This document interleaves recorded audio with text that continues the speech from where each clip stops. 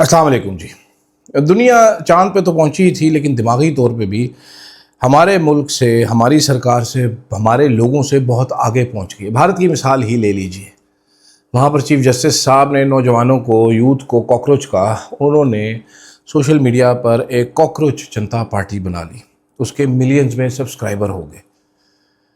ये शुगल जो शुरू हुआ था, उसके बाद ज़मीन पर उसके पहला एजेंसी का इम्तहान शुरू हुआ। उन्होंने जलसा करने की इजाज़त मांगी ताकि कॉकरोच पार्टी जो है वो डिस्कस कर सके अपने मसाइल।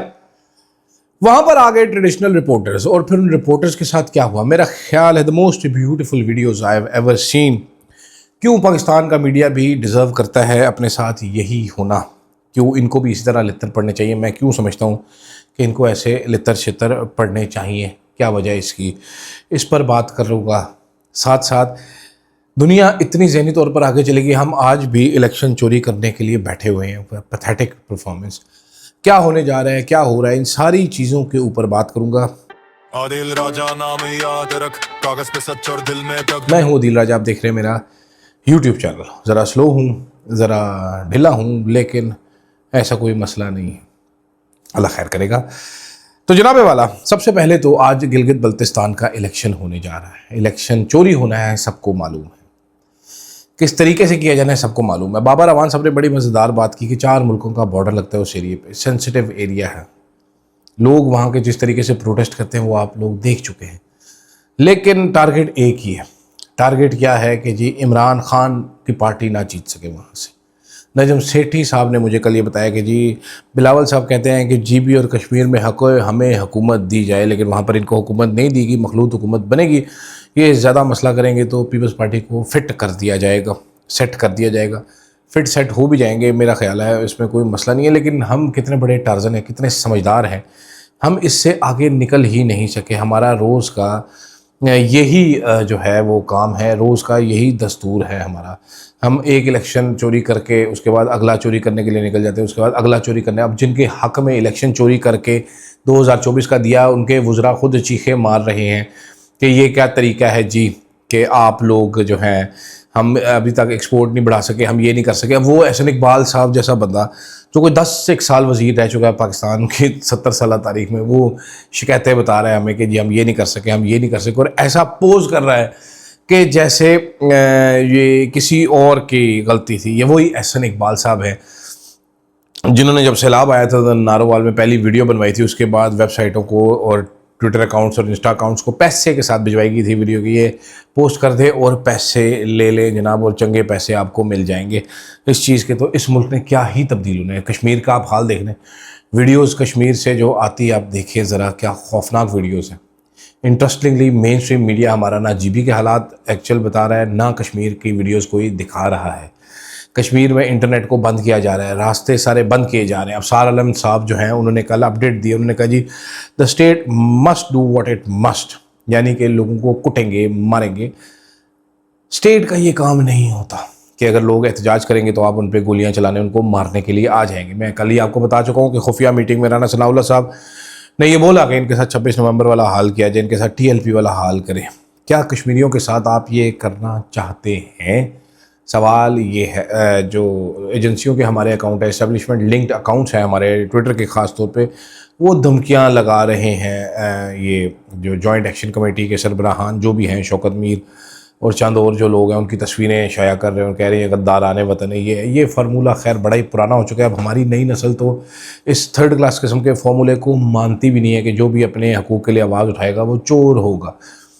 जॉइंट एक्शन कमेटी के साथ पिछले 1 महीने तक हमारी हुकूमत मुज़ाकरात कर रही थी, उनको जफियाँ डाल रही थी। आज वो हमें पता चला गद्दाराने वतन है। आज वो हमें पता चला वो भारत की राह, अब तो राह एजेंसी वाले ख़ुद कंफ्यूज होंगे कि कितने पाकिस्तानी में कौन कौन है जो पाकिस्तान में जो राह के कहने पर चलता है। कभी वो इमरान खान भी है, अलीमा खान भी है, मारंग बलोच भी है, ये भी है, वो भी है, मंजूर पश्तीन भी है, आदिल राजा भी है जी। अब जॉइंट एक्शन कमेटी भी है। पता नहीं चल रहा, राह वालों को कन्फ्यूजन हुई होगी कि भाईजान इतने जो बंदे हमारे सारे के सारे इसी काम में लगे हुए हैं, हमें तो खुद भी नहीं पता था मेरे को कितने पैसे खिला रहे। मेरा ख्याल है बुलशिट है, इसको बंद होना चाहिए। अवाम को बेसिक बुनियादी इज्जत मिलनी चाहिए, और अवाम भी हमारी वैसे बुलशिट ही है माजरत के साथ। भारत में चीफ जस्टिस साहब फरमाते हैं कि ये कॉकरोचेस की तरह है नौजवान। उन्होंने कहा जी हाँ जी, हम तो हैं ही कॉकरोच, और कॉकरोच तो एटम बम से भी नहीं मरता। उन्होंने सोशल मीडिया पे एक कॉकरोच जनता पार्टी बना दी, उसके 20 मिलियन प्लस सब्सक्राइबर हो गए।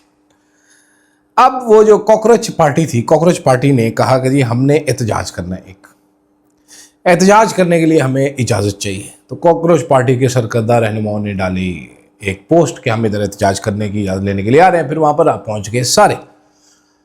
वहाँ पर जब सारे पहुँच गए जनाब, तो वहाँ पर कॉकरोच पार्टी के सोशल मीडिया इन्फ्लुएंसर भी पहुँच गए, छोटे छोटे कॉकरोच पहुँच गए। वहाँ पर इंटरेस्टिंग चीज़ क्या हुई, वहाँ पर पहुँच गए गोदी मीडिया, भारत के ट्रेडिशनल मीडिया के रिपोर्टर्स।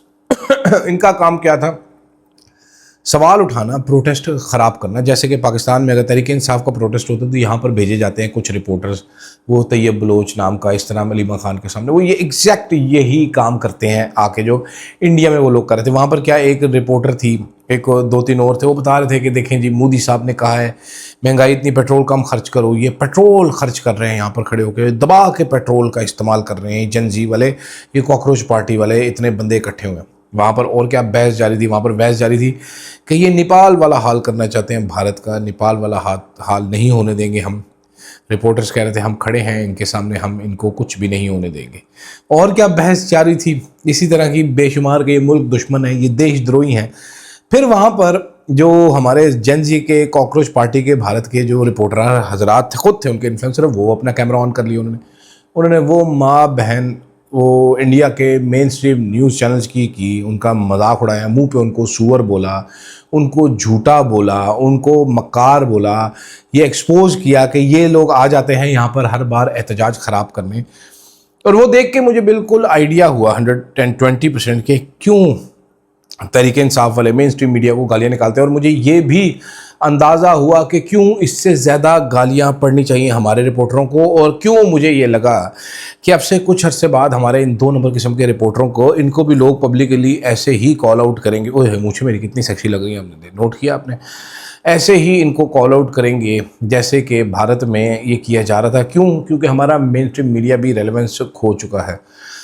जीबी में हमारे जो साफ़ी कवरेज के लिए गए हैं वो इस तरीके की कवरेज कर रहे हैं कि कवरेज को भी समझ नहीं आ रही कि मेरे साथ क्या कर रहे हैं। कश्मीर की गायब है कवरेज। तहरीक इंसाफ के ख़िलाफ़ नेगेटिव खबर बिल्कुल जिस तरह कुत्तों की तरह, कुत्ते हड्डी ढूंढते फिरते हैं, वैसे कुछ लोगों की ड्यूटी लगी हुई, उनको पैसे सिर्फ इस चीज़ के मिलते हैं कि कोई नेगेटिव चीज़ निकाल लो तहरीक इंसाफ के ख़िलाफ़, कोई लतीफ़ा निकाल लो, कोई कुछ कर लो। अगर नहीं है तो कई आउटलेट्स ऐसी हैं जहाँ पर टास्क ये दिया जाता है कि जनाब नेगेटिव खबर ये आपने ढूंढ के लेके आना है, असली नहीं मिलता तो स्क्रिप्टेड करें और जाली करें और ढूंढ के लेके आएँ। तो मेरा ये ख्याल है कि जल्द ही पाकिस्तान की अगर अवाम इतनी बेशर्म ना होती तो इन मीडिया वालों को किधर मुंह छुपाने की जगह ना मिल रही होती। लेकिन क्या करें, हमारी आवाम जो है वो दुखियारी है, बड़ी किस्मत की मारी है, तो वो कुछ करने के लिए तैयार नहीं है। नेपाल ने, इंडोनेशिया ने, श्रीलंका ने, बांग्लादेश ने, वहाँ पर जेंजी ने बताया कि क्या करना है, कैसे करना है। माजरत के साथ हमारे मुल्क में जेंजी जो है वो पकोड़े समोसे दही पल्ले खा के सो रही है, वो कुछ कर नहीं सके। वो कॉकरोच जनता पार्टी भी नहीं बना सकी, वो कॉकरोच से भी बुरे हैं। भारत में जो कॉकरोच जनता पार्टी है उससे लोगों को बड़ी उम्मीद है कि कुछ ना कुछ अच्छा ही करेगी। तो देखते हैं कि अब ये वाली कॉकरोच पार्टी क्या करती है।